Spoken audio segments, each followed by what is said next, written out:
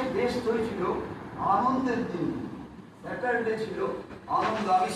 সেই দিন স্পেশালি মানে কোনো দিন হয়, আজকে সকালেই আমি সকালে যখন যোগ করছি করতে করতে হঠাৎ মনে পড়ে একটা আর্জেন্ট কাজ আছে হয়নি, কিন্তু ওই টাইমে ওইটাই করতেই হবে। আমি জাস্ট যোগ যে 15 মিনিট কমেন্ট্রি ইনিশিয়াল ছিল শেষ করে আমি কাজটা সেরে এসে যখন বসলাম দ্বিতীয়বারে, তখন কিন্তু আমার দুর্দর্শ যোগ হইল, মানে একদম মার্ভেলাস যাকে বলে, মন খুশি ভরে গেল।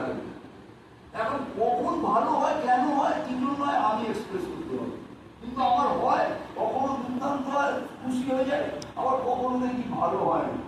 তবে মন অশান্ত থাকলে ভালো হয় না, এটা আমি দেখেছি, এটা আমার অভিজ্ঞতা। সরি আমার বেশি না, ঠিক আছে, একদম আরো অনেক লোক আছে তো এবার। तो इसका भी श्रेय जो कि रुपेश भाई को डाला। रुपेश भाई ने हमको फोन करके बताया ऐसा ऐसा बात है, योग भट्टी चल रहा है, आप चलेंगे क्या? अरे इससे बढ़िया बात और क्या हो सकता है। योग बाबा को करने के लिए हम लोग को टाइम नहीं, हम लोग जो कि कहीं घूमने उमने का तो हम लोग का कोई शौक तो नहीं है। हम लोग तो प्रदर्शनी, हम लोग जो कि जब 4 दिन का यहाँ पर जब मैंने पूजा का चलता है तो सब हम लोग प्रदर्शनी में जाते हैं, घूमने का तो हम लोग को कोई शौक रहता ही नहीं है। तो बाबा का जब योग भट्टी चल रहा है तो हम लोग को जब कहीं घूमने का तो हम लोग को कोई जाना है नहीं, तो क्यों ना हम जो ये लाभ हम लोग ले लेंगे। तो हमको तो यहाँ पर आकर के इतना अच्छा लगा।